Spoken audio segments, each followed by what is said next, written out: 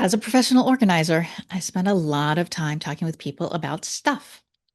And sometimes that stuff has us very stuck. That is so common when we're talking about things that we think have value, right? I'm ready to let go of it if I can get some money for it.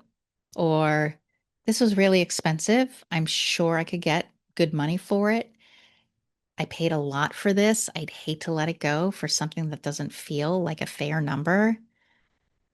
Being able to understand some of the psychology and some of the conversations that we have as a professional organizer, I think is a really valuable way for us to spend some time together in an episode. So I've invited a friend of mine, one of my colleagues, Stephanie Denson, who is not only a professional organizer, but she is a collectibles advisor. And she spends a lot of time with her clients doing exactly that, trying to find homes that can provide money for the things that are important to them, and sometimes have difficult conversations about when maybe there isn't a market for that.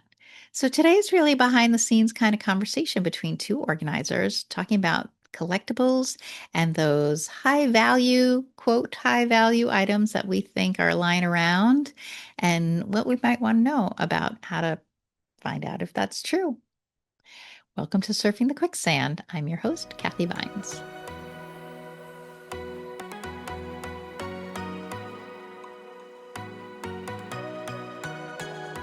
We're pretty far into Surfing the Quicksand episodes, and I'm a professional organizer, and we haven't talked a lot about stuff. And honestly, I could talk about stuff all day. I was excited to bring in a little bit of a nuance into today's episode around stuff, and those are the really sticky things, collectibles, mementos, the things that are just kind of hard for us and maybe our loved ones to let go of because we're kind of stuck in our own heads about what they are, how it came to us, what we think they're worth, what we think other people in our family or the market might value them as. All of these can be very common conversations for professional organizers when we're talking with our clients, especially our clients who are saying to us, I need to move. I need to feel less overwhelmed. I need to think about my future and getting this space cleared out. Whatever their bigger goals are, sometimes their stuff is keeping them stuck. So today I've invited one of my colleagues, my friend plus colleague from the National Association of Productivity and Organizing Professionals, NAPO, Stephanie Denson. She's the owner of Spirit and Space. It's based in Indianapolis, but she works coast to coast with clients. So we're going to learn more about that as we go along. And Stephanie is not only a professional organizer, but she is a collectibles advisor. And so that means she spends a lot of time talking to people about what they own and the future of those items, precious or otherwise. Welcome to Surfing the Quicksand, Stephanie. Thank you. It's a pleasure to be with you today. I appreciate the invitation. Well, I want to start just by talking about you. I know you're a little newer to the organizing profession. You've been doing this kind of since early pandemic. So tell us a little bit about your business, how it started, and how hmm you kind of got into the collectibles angle. I'd be happy to. For 30 years, I was in educational administration and also HR. The last 20 years were in HR, doing training and development, staffing, et cetera. And in late 2019, in the shower of all places, I had an epiphany about becoming a professional organizer. My sister's one in Philadelphia, so we had had conversations about it.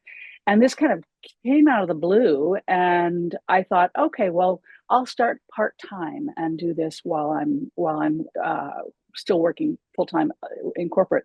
And I couldn't do that because I was with the local bank, could not have my own business while I was an officer of the bank.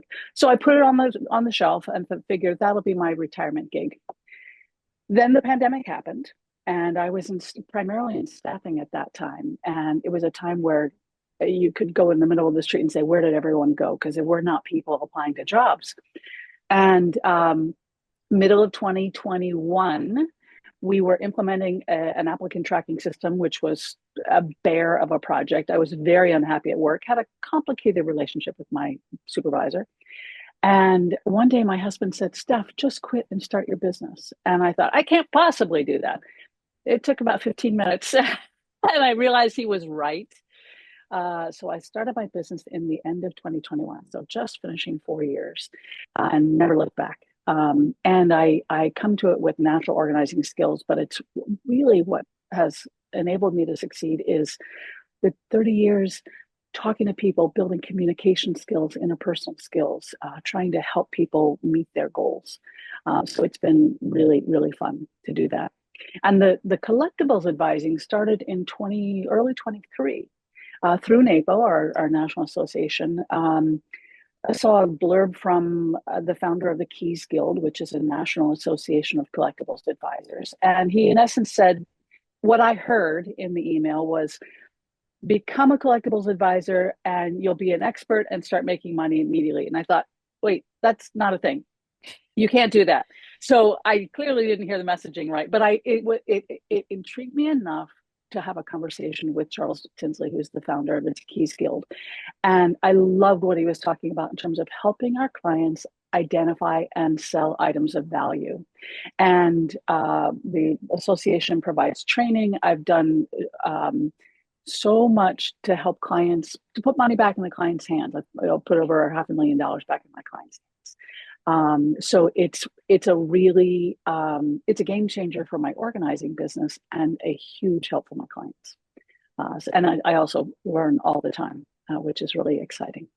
I love that. First of all, I love that this was a resource that came to you through our national association. Yes. They're always working to kind of expose organizers and productivity professionals to other ways that we can enhance our business, but so often around the things that we're kind of into, right? I talk about this.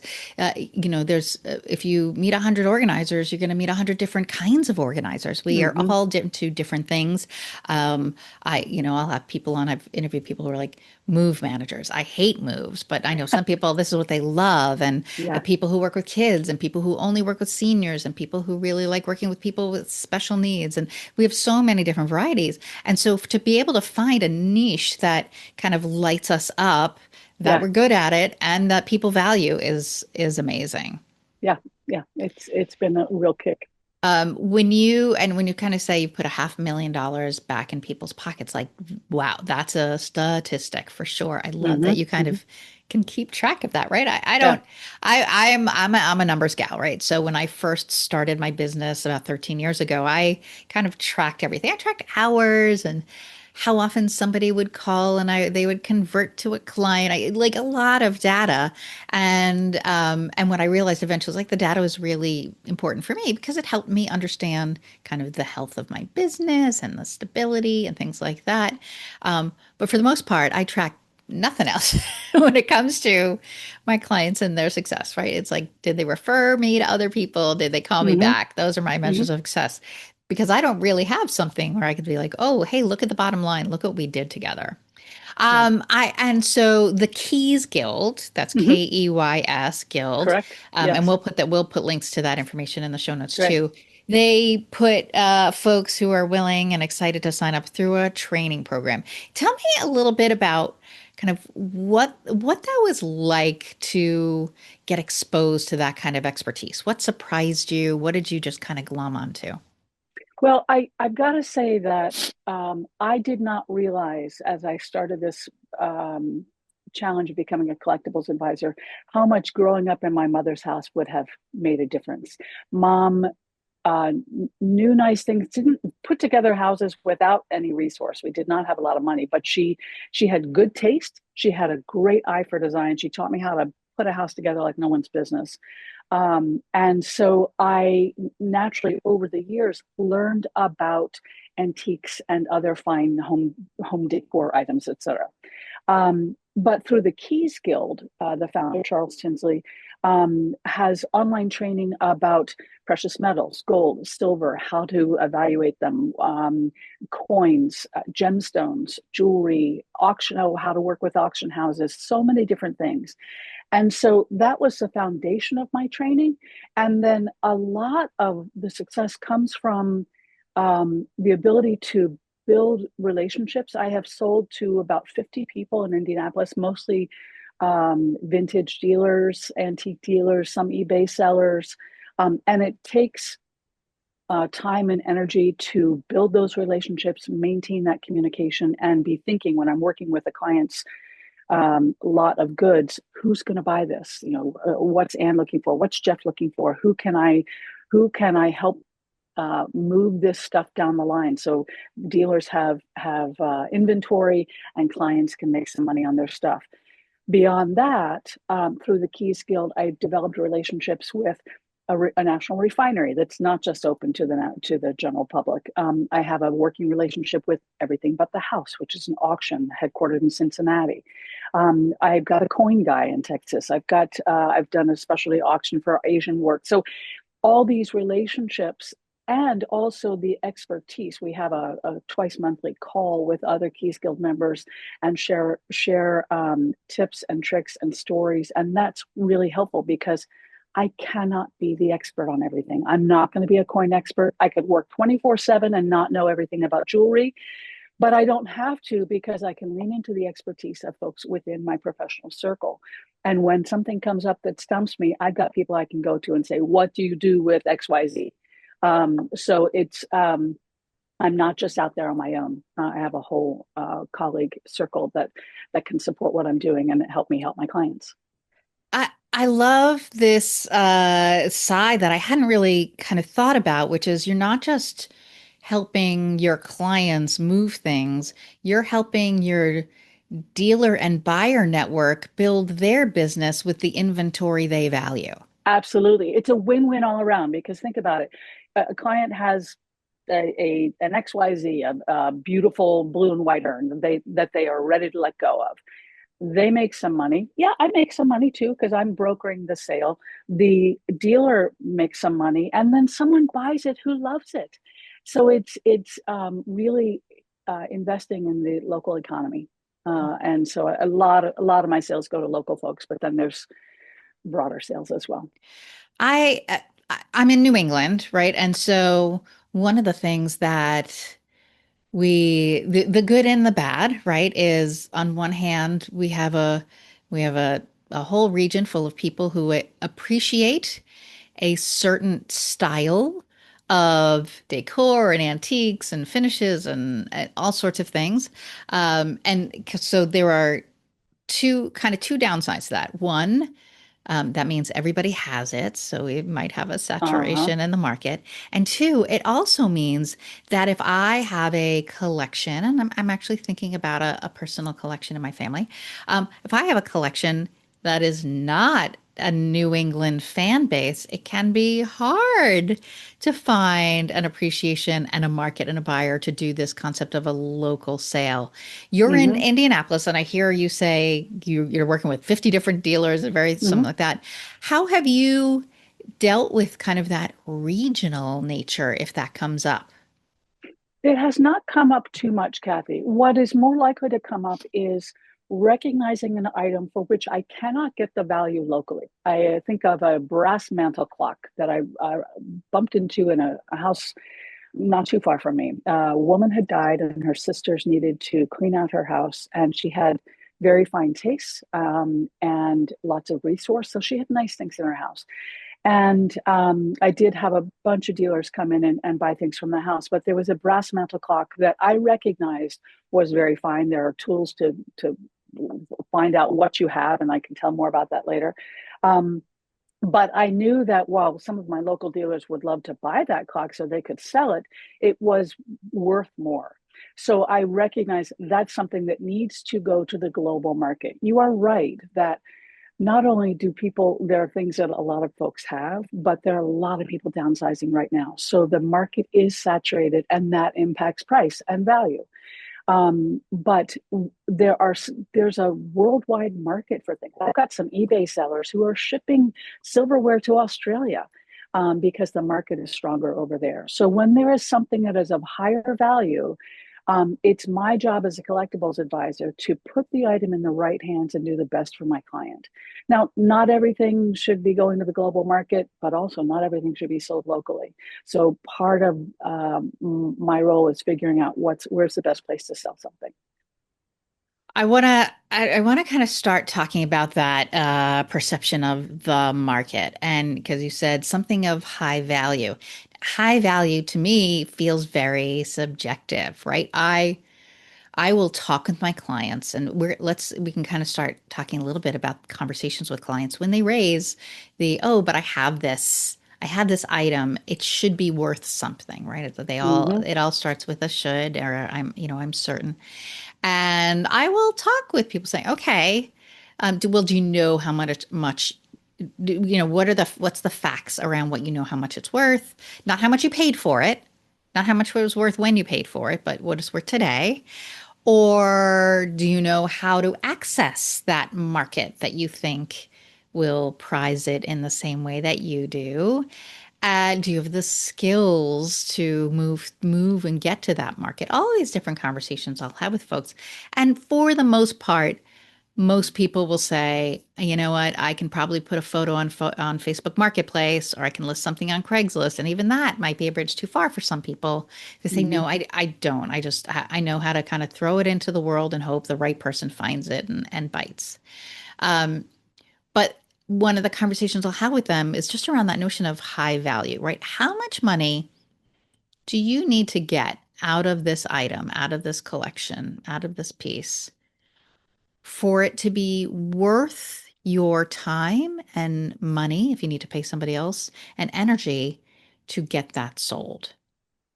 I assume this is conversations like you have with your folks too. How do you mm-hmm. advise them on, hey, this brass mantle clock is actually higher value? What do Mm-hmm. you use as some guideposts in your conversations with people? Well, talking about a lot there. In terms of trying to identify the value for something, there are some basic tools that I use and teach my clients to use as well. And one is a Google Lens tool, which all of us have on our pocket computer. You pull up Google, there's a little camera icon on the right side of the search bar. You hit that camera icon and take a picture of the item that you have, and it immediately gives you comparisons from across the web.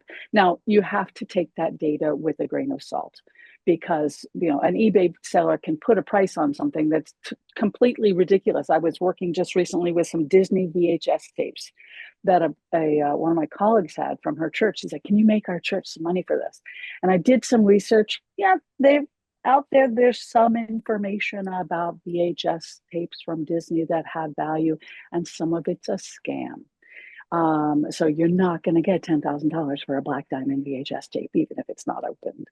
Um, but so the Google Lens tool gives you some data. I also work with three different sites, Everything But the House, Live Auctioneers, and eBay, and go to sold data on those sites to get a general sense of what something's worth. I had a client once who had his Boy Scout badges from the 50s, and he said these are worth a lot of money. And I said, I don't think they are. And he said, "Oh, yeah, my buddy said they're worth something." So I did the research on those sites, and I was able to show him, because sometimes I'm the voice of reality, I was able to show him that actually they're not worth a lot of money. And so for him, he's like, "Well, I'm going to keep them then." Um, if they had been worth a lot of money, would he have been ready to sell? I'm not sure. But it's helpful to be able to talk with clients about the value. And to your point about, I always ask them to check their mindset and their goals. Are they just trying to find the right home for these things? Is making the most money the most important goal for them, which is fine. I am not judging that at all. Is putting in the right hands and maybe making some money, are they somewhere in the middle there? um, there are items that have clear value. I do a lot of work with gold, silver, and coins. Those are typically the most lucrative things coming out of houses these days. Gold is still skyrocket high. Silver, actually, just in the last week, was higher than I've ever seen it. And so those precious metals have concrete value in the market. Um, vintage jewelry, not so concrete, but still lots of value. So I recognizing how to value things and where to get that value for my clients. It's more of an art than a skill, typically. I mean, more of an art than a science, if you will. So there are a lot of different factors, and for the client to be able to have a conversation about what's most important to them, and sometimes if the money's not there, they'll just say, okay, I'll tuck it back away in my closet or my drawer. Even if they don't want it, they don't use it, but there's something about it that prevents them from letting go of the item. Yeah. I think that that nuance at the end there around I'm willing to let go of it if I get the right price is so I run into this so often, right? It's like, oh, I my inclination is to hold on to it, but if I could get some money for it, Mm-hmm. I'd be open to it. And it's so interesting, right? Because now we're just talking about negotiation on price, right? Right. Yeah. Well, would you let go of it for $1? Would you let go of it for 10? Right. And saying, oh, so what is it that is the number that gets you feeling like it tips you from your emotional connection to it to I'm ready to let go. And I don't think that lots of people know that number in their head until we kind of force the conversation or until somebody forces the conversation and say, all right, well, really, what would you need to get for you to say, I'm ready? Because the default is I'm going to keep it. It's interesting. I Yes, you're right for some clients. For other clients, they're at the point where they're ready to let go. And if they make some money on it, great. The other thing Yeah. about it, and as a professional organizer, I'm sure you run into this as well. There are so many nonprofits that need our pre-owned items, and so not everything is about trash or goodwill. Um, I'm at Goodwill all the time. They do good work in the world, but there are also so many other nonprofits. So sometimes it's about putting things in, donating items. I had a client recently who wanted me to help her clean out a storage room in her home. And she had some very fine things. And I was saying, "Oh, we can take this to auction. I can sell this." And she said, "That's not important to me." And for her and for that project, the path of least resistance for the best good for that client was to donate the fine things to a local nonprofit that has they call it the Parisian market. It's their one fundraiser. The nonprofit provides housing downtown for people who are coming into Indiana for urgent medical care, kind of like a Ronald McDonald House. And the Parisian Market was their big fundraiser. And it's a great place to donate finer home goods. And the client was thrilled to support the work of that nonprofit. And making money wasn't important to her. So, there's very different ways to handle the goods that people are indeed ready to let go. I think the idea of there is money to be made here and it doesn't have to be my money Mm-hmm, mm-hmm. is that its own slice, right? There are Good point. and we see I see two different sides of this as well, right? One is absolutely like what you're talking about. I remember when my parents moved from Florida to Massachusetts, and they there was there again nonprofit, a charity where they did an annual art auction, right? And my Yes, parents were they were moving. They weren't bringing all their art. There's art there, plenty of art they brought, but like some they were like, you know what, it's okay. And so they donated it to the art auction. yes. Whatever was being auctioned for could get the money out of it. Somebody else was going to love that painting in their new house, whatever that is.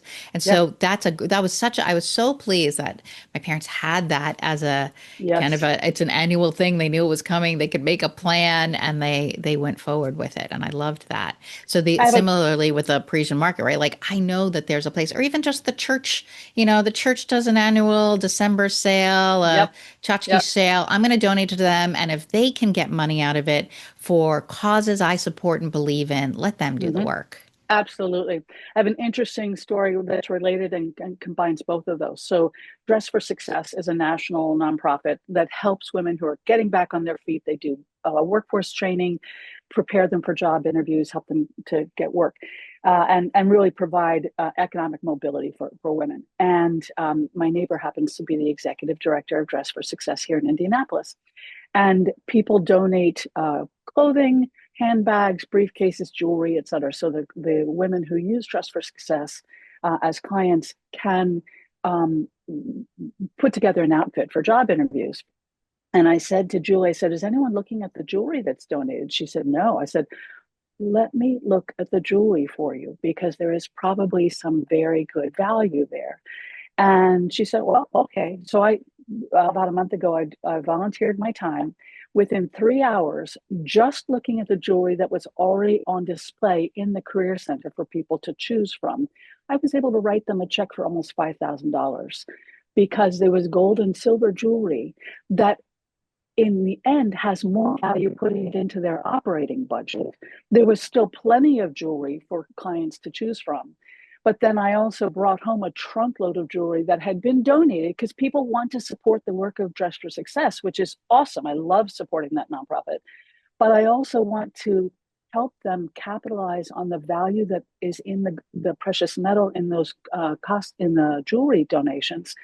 So I'm now doing the initial sort on all the jewelry that comes in so that I can support the operating budget and identify the jewelry that is really appropriate to give to the clients. Or in this case, they're also probably going to start a consignment shop. So identifying the finer costume pieces that really could be sold as opposed to donated or to given away. So it's an interesting opportunity. Yeah. Well, they were lucky to have you and lucky to have you with your initiative around saying, wait a minute, we should look at that, your Mm-hmm. expertise and being able to do something about it Yeah. and your volunteering of your time. Yeah. They were thrice lucky to have you. Yeah. And I Um, love helping them like that. I think I am often called in for organizing projects for nonprofits and small organizations and things. And I love that. I think that that's something that I don't know that I know a single organizer that doesn't have a charity or two of their choice that they're like, yeah, of course I'm going to give you free time, discounted time, Yep. whatever that is, because we Yep. know that we can help maximize their resources with Mm-hmm. our Mm-hmm. expertise. Yes. Yes. Um, Absolutely. let's Absolutely. talk about. Um, I want to talk a little bit about some of kind of the collectibles and collections and specialty items that you come across that people are trying to find homes for and reaching out to you. We've talked a little bit Mm-hmm. about kind of the gold and silver and Mm-hmm. coins, but what Mm-hmm. else are you hearing from people that they wish they could get help with? And what's some bad news you think people Mm-hmm. need to hear? And what's some good news? So dishware and glassware are very frequent in the homes that I'm working in, and sometimes it's just when people are organizing and downsizing. Other times it's very clearly we need to clean out a house, or folks in the senior years, aging adults who are moving into senior communities, et cetera. So dishware, glassware, and for those items, a lot depends on the maker and the pattern and the condition of the items. Because there's so many dishes on the market. I can think of a client who I worked with earlier this year who had done so much work setting out a gorgeous set of blue willow, also a couple of different Limoges sets that were cream or white with gold rims. Well, no one's buying them right now. They were quality sets. She and her sister both had them, but because they were such quality and people bought them at that time, there's a lot on the market so that sellers, dealers cannot sell them much at all. And she was really devastated to recognize that I could not sell, I could not find a buyer for those dishes. Um, that would be a good donation item. But there are some patterns, however, that continue to hold value. I've got two dealers who almost exclusively sell items, dishware from Limoges, from France, and they know the market really well. They know the pieces that sell well, especially more of the unique pieces, especially if they're in very good condition. Um, Glassware is the same thing. Clear glass, crystal is a little bit different. You know, Waterford still there's definitely still a market for fine crystal, baccarat, etc. But clear glassware is hard to place with dealers or auction. I do have a set of clear Fostoria at auction right now because it was a large enough lot that I know there's a market across the globe for it.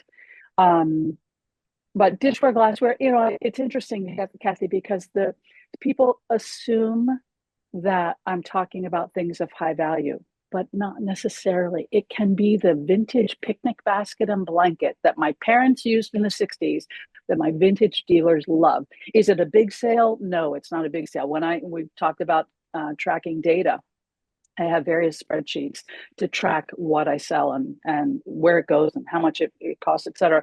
And there are times where I'm selling a basket for $6.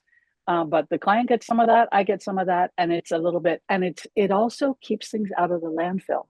I was just talking to neighbors last night who said that when they moved, I think she said she was much more likely to throw things out than she ever was because it was just at the point that we got to get rid of this stuff.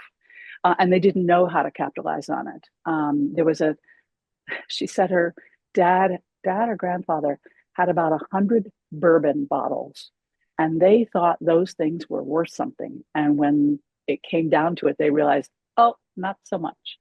So some of the kids took some, et cetera. I don't know what they did with the rest, maybe recycled them, but value is different. And there's so much personally assigned value because, as you've said, people, this was my mother's, this was my grandmother's. I know this is good. I know this is of value. This was brought over from the old country. My mother always said this was really important. It's not always the case. Yeah. The concept of this was my mother's, this is the old country, this was inherited, right? Most of the value is in that personal ownership and legacy of this belonged to someone who is my ancestor, not, oh, people today, they sure do like they would buy somebody else's ancestor stuff. I think there is so much of that. So either for you, the generation after you, if there is one, cousins, whatever there is, either that item still possesses, a strong pull for ownership for someone, Mm-hmm. or it's run its course. Yes, it's interesting. I talk with people all the time, right? Just because it's memorable doesn't mean it's important. Just because Mm-hmm. it's old doesn't mean it's special, right? We're Right. having these conversations with people. And more, even in my own family, we came through there was an inherited silver plated silverware set, and kind of reached out to people any who want nobody wanted it, right? Grandma, like, right. It doesn't have value. Nobody wants it. It doesn't have the the Yeah. financial value. And even People aren't then, entertaining that way right. still. And it was like, okay, yeah, if it was silver and nobody wanted it, I would, get the money and split it up. It Yeah. wasn't even that. I ended up finding somebody on Facebook Marketplace, a man who lived in Yes. a different state Love it. who said, oh, I really loved the pattern and I think I'd enjoy eating on it. Great. Okay, it's Mm-hmm. yours. Yeah. Yeah. Wonderful. But I Yeah. think this idea of letting go of heirlooms because someone else, generations have shepherded it to Mm-hmm. now, and then suddenly it's today's living generation saying, well, am I keeping this ad infinitum? Am I keeping this forever just because it belonged to someone else? I don't really care about it. Yeah. I care about the legacy, or I think I'm obligated to care about the legacy, so I keep it. And that's part of what gets people stuck sometimes when they feel like they have to keep it because it was given to them by a special person or it was loved by someone special. And part of the conversation I have with clients is, would your mom want you to feel burdened by having this? And actually, one client said yes, she would. I thought, okay, there's a story there. um, or I think of a client who she had about 5 or 6 sets of dishes, and she was moving to a new home and trying to figure out how to set up the kitchen. That was really why she hired Spirit and Space. Um, and she had her mom's dishes. And I said, oh, when do you still use these? No, I've never used them. Oh, when might you use them? I'm not gonna. But she had this space and she was going to keep them because she wanted to. For her, it was a way to honor her mom to keep those dishes, even if she is never planning to use them. There are a lot of different conversations, and it really comes down to the values held by the individual and also the space. For some, they're stuck because it's just too overwhelming to deal with it, or they haven't ever had the practice of sorting and letting go of things, and it can be really overwhelming. So being able to be with people, meet them where they are, be listening to what their goals are and what their wishes are, and help them shepherd shepherd them to a decision about their stuff. It's really actually a privilege to be in that position and come alongside folks like that. I took you off of, we got into a good conversation, but I took you off of the topic of some other categories that you Ah, think yes. people are. So let's go back a little bit and see if we can talk Okay. some more. Yeah. So figurines are another thing.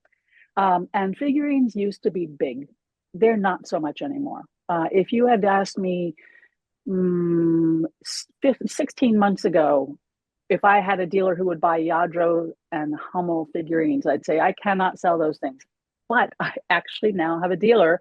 I started a conversation with a guy in a vintage mall in March of this year, actually, and he buys Yadros and Hummels and even Beanie Babies. And again, they're not typically big sales, but there is still some market for those, but not very much at all. Hmm. Not very much at all. Likewise, early to mid-century porcelain figurines, there's just not much there. What are some of I've seen so many different kinds of things. Furniture can be really hard. I do have dealers who, especially for smaller pieces, when I'm selling to a dealer, I've got to pay attention to the space they have. They typically will have a booth within a mall or a market of some kind. Mid-century modern furniture is still very in and very much marketable these days, especially if it has fine lines, Scandinavian styles, etc. Um, what we call plain brown furniture. That's, it could be the Ethan Allen that you spent 6 months saving for, and you've had so many wonderful family memories around that table. Your kids don't want it. They don't entertain the same way you did. It's hard to place that stuff. Great to donate. And again, supported. There's a nonprofit in India, north of Indy, called the Mustard Seed of Central Indiana, and they operate like a furniture bank for people in distress. The house burned down or whatever, they have to get furniture. So that's a great place for that plain brown furniture. But to your point, just because it's old doesn't mean it's valuable. That's something I hear from a couple of my book dealers. People say, "Oh, I have some very old books." Just because a book is old does not mean it's valuable.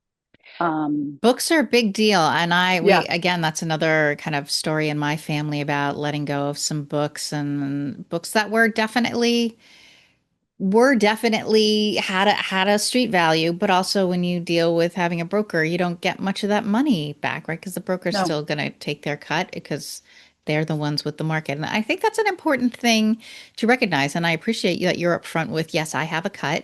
When we have to pay for expertise to make our goals happen, it literally costs us money that we might have been counting on, but we were not going to get without it, right? It's one of those, are you going to get exactly. the return on investment?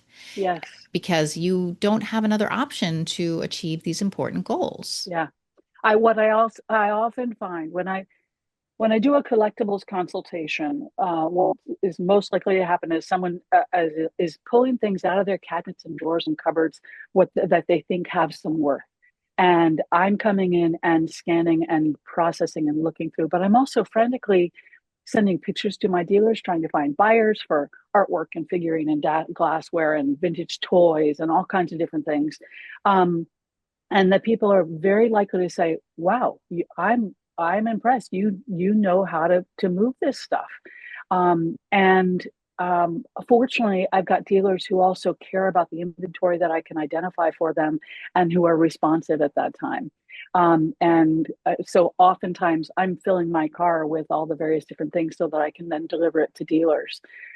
Or there are times where we're strategizing about how else are we going to find homes for these things. Should it go to auction? I'm working with a client on the other side of our state, about an hour and a half away. She and her husband were serious collectors. And I just coordinated a 16-foot truck to go to her house and pick up a huge vintage holiday decor collection and a Smokey the Bear collection. And that's just skimming the top of what she has in her home. She knows she has to let go. It's been hard because these things were things she loved. It was a practice that she did with her husband. But she knows she needs to move into a senior community sooner rather than later to get the help she needs. And it was a long process of helping her come to terms with this change and finding where those things should go. Dolls is another thing I just have to say. Dolls are very hard to place right now because people are not collecting them like they used to. So Uh, that's, I have disappointed more than one client with telling them I can't do much with the dolls. So, no doubt. I want to go back to that point around the collection. Part of the collection is the practice of collecting, right? mm-hmm. The, oh, I used to do this. Oh, again, books have always been big in my house, and my dad and I would go to used book sales in the Yeah. library, say, oh, what can we find, and look it up on a books. Is it, we would go, and it was the treasure hunting. So for Yes. some people, the collection isn't even about the stuff itself. It's about that process they went through and how they came across. Like, oh, let me tell you how I found this special one, right? There's that like really embedded in it. Yeah. Some people, it's well, everybody knows I love horses. So over the years, these are all the horses that everyone has Yes. gifted me. Yes, And so exactly. I didn't even procure and build this collection myself. It's just been something that's been built because people know I love horses. So what I do with that, I feel like that's another big part of that conversation we're having with people is not just about the stuff, but like how did it get into your life and what is Mm-hmm. that? Is that the part that's actually hard to let go of? That no, Yeah. you're not going to book sales anymore. No, no, people aren't buying you horses anymore. No, Yeah. you don't have room to really stay kind of engaged in this treasure hunt. Yeah, you're right. I was with a woman on Friday. She and her husband had downsized significantly in recent years, but then they had a couple of other significant or rather subsequent moves, and their garage was full of boxes that they needed to go through. And she called because she just doesn't have the physical energy and stamina to do it on her own, and uh, she, there was a particular collection that she talked about, and she said, "Oh, I'm sure you don't want to hear the stories." I'm like, "Oh, absolutely, tell me the stories," because that's part of the process of letting go. I found this with my own mom, um, with vintage wedding dresses that can't be sold. There's a nonprofit that makes infant burial gowns out of them, and I had sold some. Excuse me, I had sent some wedding gowns to the E Foundation, Emma and Evan Foundation, and I was talking with my mom, who still had the wedding dress from her first wedding. She had been divorced from my dad for about 30 years. She had subsequently married two other guys, but she still had that dress. And I said to her, "What is that keeps you holding on to that?" She said, "Well, I loved your dad. I loved that dress." And so she told me more about it. And I said, "Well, would you like me to help pack that up?" And she said, "No, I want to do that. And I want to tell them the story." And it was important to her to let it go. A lot of times I'll encourage people to take pictures of what they want, what they hold dear, even if it's time to pass it out, because they want to hold on to that memory. And that's one way to hold it without having this stuff in your space.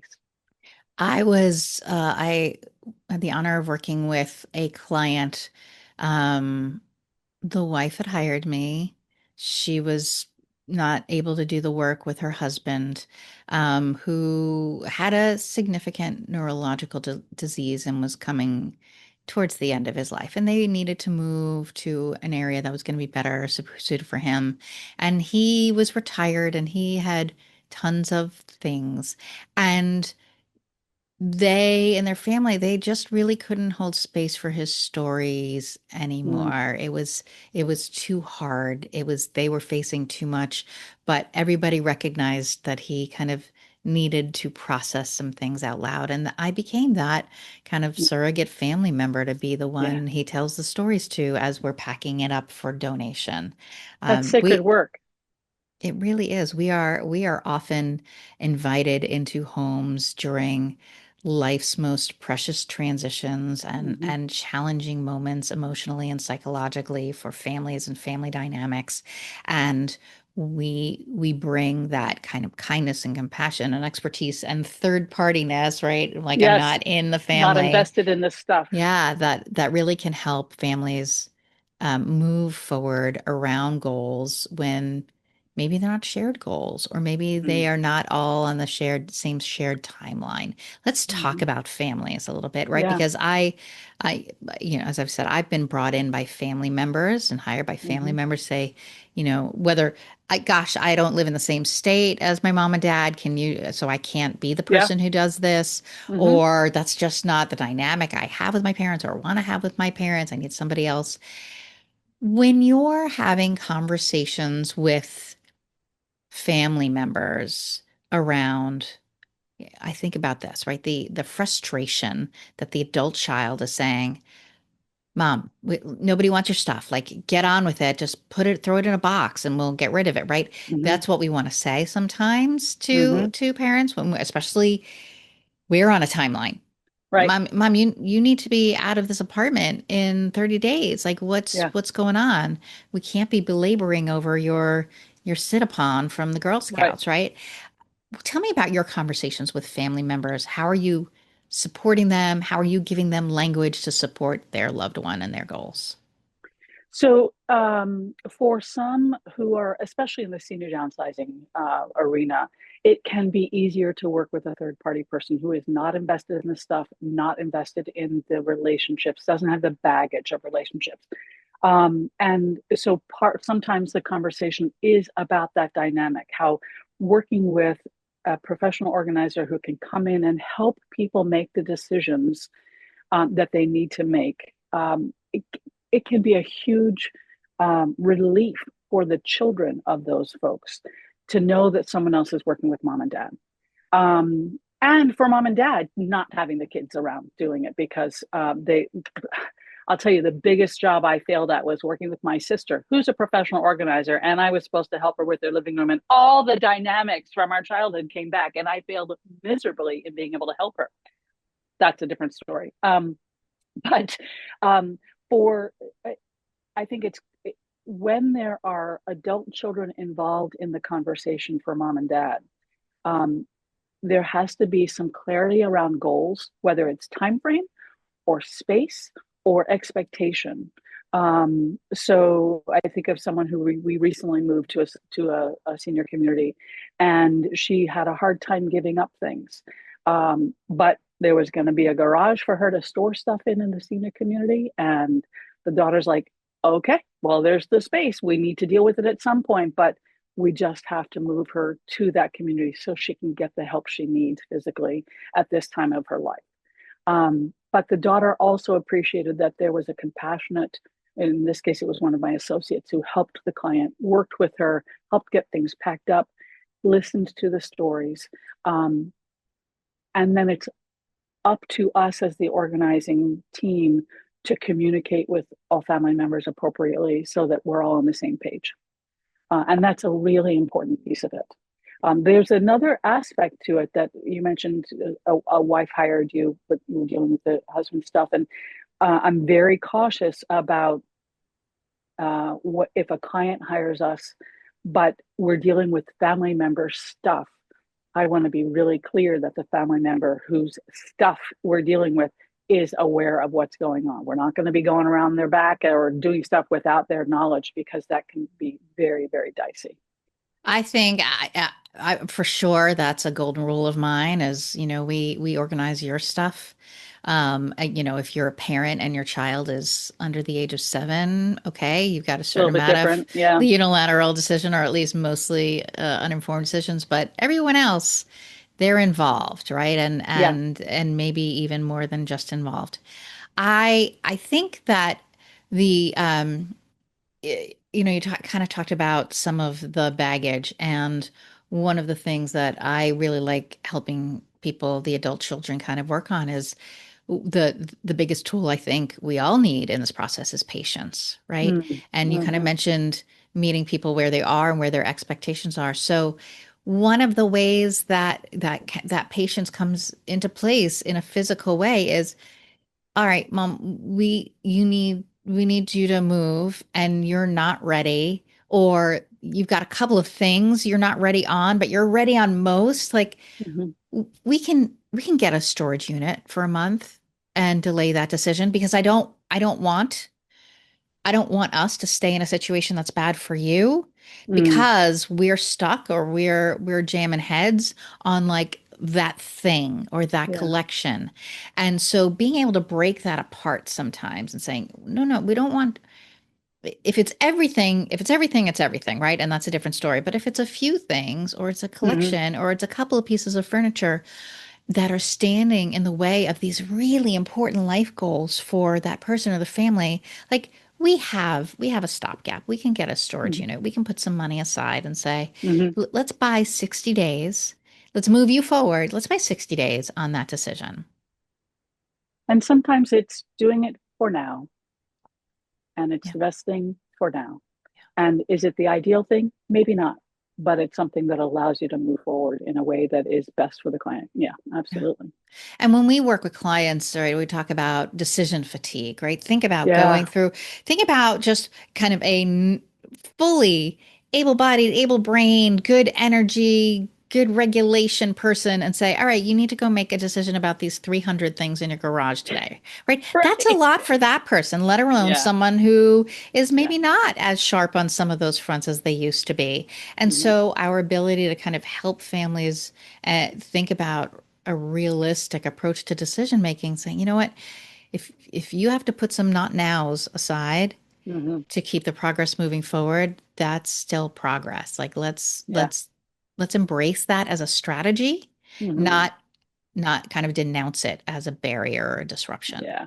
Yeah. I can think of several clients who, even though we were doing the primary physical work, they're sitting there saying, I'm exhausted and you're doing all the work.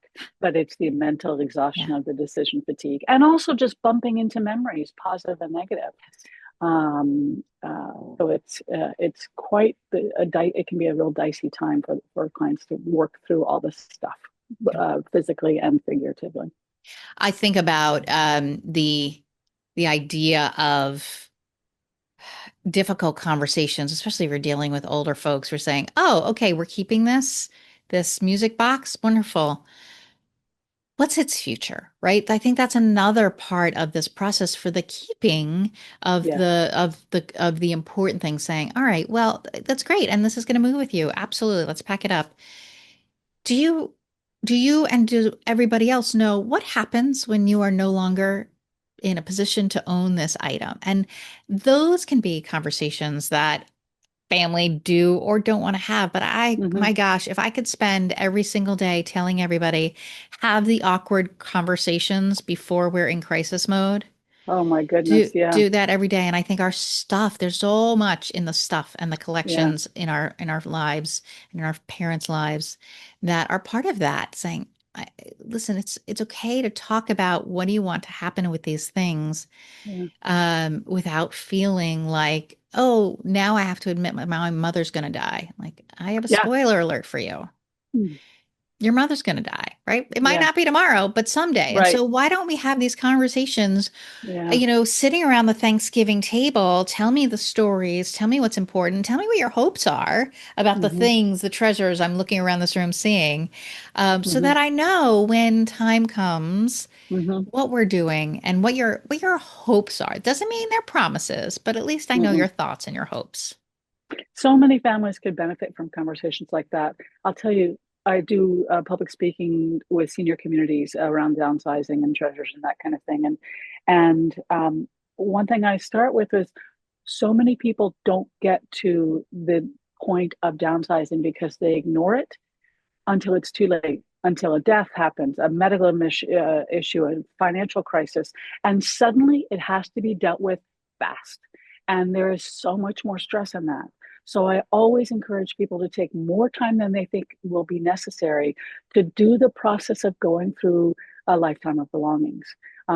It takes time. It is it's a gift you give to yourself, but also to your children or those who love you, because some people don't have children and they don't know what's going to happen to their stuff because they haven't made a plan and they just are kind of paralyzed again. They're kind of stuck in the quicksand, if you will. Yes. So it's a real challenge. Yeah. And it is a gift. And I get people who reach out to me all the time. I'm sure you do as well, saying, I I just had to clean out my parents' place, right? I'm in my 60s, I'm in my 70s. I just had to Yes. clean out my mom's place. I don't want to do this to my children. I need to do Hmm. this work now as a gift to Oh my them. gosh, yes. I won't put them through this. Not Yeah. that it makes the decisions easier. It just makes it No. intentional. Yeah, one of my very first clients, I'm still working with him. He said, "You've got to come see. You have to see this to believe it." He inherited his parents' house. They had moved from a small house. They built a big house with lots of storage and three attics and a big garage, a big basement. And it was full of his parents' stuff, also stuff from two sets of grandparents and two great aunts. And he said that day, "I'm not going to do to my daughter what my parents did to me." And we have continued to work through that house over the course of years, not every week, but unearthing. He will frequently say, "I didn't even know I owned that," because he hadn't seen it. It was in the back of the cupboard. But kudos to him for doing the work that has to be done before it's too late. And kudos to you for being a trusted partner in that Mm, process. it's an honor. I want to switch to the quicksand three, which are the Okay. three questions I ask all of my guests, and then Sure. we'll come back and you'll let people know how they can reach out to you, how they can find you, how they can work with you. Hmm. So the first question is, what is a tip or technique that you use to get yourself motivated to do something you've been avoiding? Well, and oftentimes this comes into play when I've got a project that feels big and heavy, and I'm not sure how I'm going to do it. So it's so much easier to put it on the side of my desk and check boxes off on the little things that can be done. But to get myself unstuck, I recognize that first of all, I have to order my space so I know what's on my desk. And I'm thinking of a work project, and then actually take concentrated time to look at the stuff that's related to that project and break it down into smaller pieces. And what I typically find is that when I really allow myself the time, the dedicated focused time to look at what's involved in that project, it's not as hard as I thought it would be. Which you would think after doing that at least a few dozen times, I would remember. But no, I still get stuck. And it's so much easier to just get the small stuff done because I love to check off the boxes. So I It's have to be intentional about it's a time wonderful to thing. focus. Yeah, It's a wonderful yeah. thing. Second question, if skills and money and time and history and geography, if none of those things were an issue, what is a career or job you think you might have liked to have tried? Well, for years, I wanted to be an actor from seventh grade into my sophomore year of college. I did a lot of theater. And I stepped away from that dream very intentionally and with great satisfaction. I didn't, oh gosh, I wish I had done that. I could have been big, like my grandmother used to say. But I still think it would be a lot of fun. I love the way you work with a team to put together a show. In fact, I've been involved with theater in other ways since then, and it's really very special, and also the way to connect with audiences. I get a little piece of that when I do public speaking, which is fun, and it's a way to educate people, and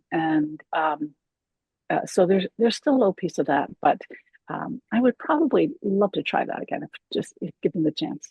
Fun. And then finally, when life gets chaotic, what's a way that you recharge or hit the reset button? Um, So besides some of the obvious like meditation and prayer, journaling also this morning, I told you when we started talking that I was ruminating in the middle of the night and feeling stressed about all the various different things that are on the to-do list.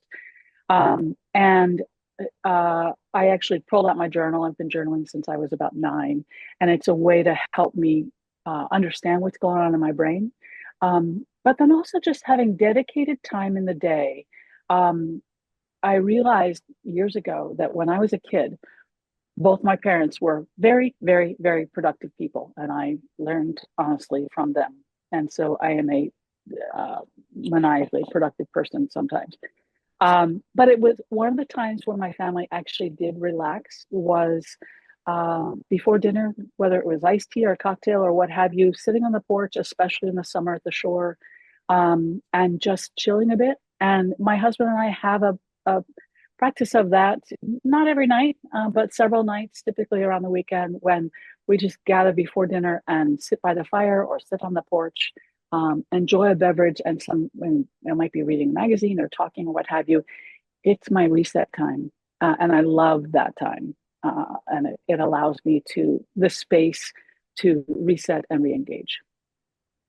That sounds very dreamy. And I'm thinking about it both in terms of that practice and the taking the time for yourself, but also it's a really lovely way to connect with your spouse. Hmm. Even Hmm. if you're not talking, you're like, nope, nope, this is what we're doing Yeah, together. yeah, That's really lovely.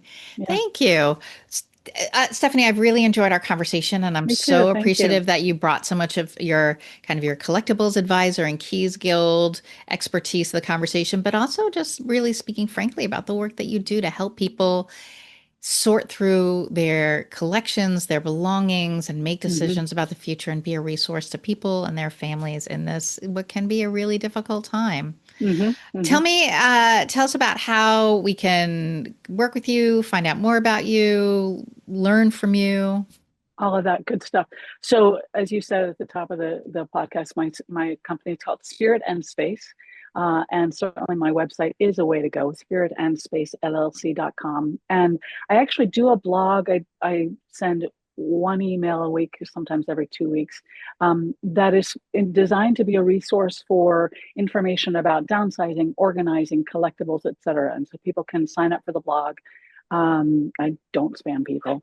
I also have some digital guides on the site. In fact, two new guides are coming out specifically about this with senior downsizing made easier and understanding the value of your treasures. Those guides will be out in early 2026. But that's the easiest way. I certainly am on Facebook and Instagram and LinkedIn as well. But spiritandspace.llc.com. Wonderful. Thank you so much. And I will make sure we're recording this a little bit in advance of when it's appearing, of course. So Hmm. I will make sure Those all guides should be out by the time those this jobs goes. should be out by Yes, then. If exactly. not, this is good Yeah, motivation. We're like, oh, got to get it in there before then. yeah. So I'll make sure all of those are linked in our show notes, Stephanie. Thank you so Wonderful. much. Thank you so much for having me. It's been a pleasure, Kathy. If you're like me, you were listening to that conversation with Stephanie and thinking about some of your own collectibles or some things that are in your parents' house and some things saying, I know that conversation is going to be hard, or I know facing it myself is going to be hard when I realize maybe this doesn't have the value I think it does. Or, hmm, maybe if I found the right person or I tapped into the right network or I tapped into somebody like Stephanie or a member of the Keys Guild, there might be a way to tap into a market that I just don't know about. And I think it's worth my investment of time and money and energy to make that happen. But I hope the most important thing you got from this conversation today is that having conversations now, doing research now, having what ifs and whens, and all of that pondering with ourselves and our loved ones now helps us and frees us from having to make difficult conversations like, oh, everything's got to go in the dumpster because I just don't have time to deal with it. Have them now so that we're not in a crisis mode when time is not in our control. Our stuff is full of stories, and some of those stories we want to treasure forever, and some things are just stuff. So maybe this conversation today helps you open the door a little bit to thinking about some of those more valuable, quote, valuable items that you have around and what comes next. Thanks for tuning in.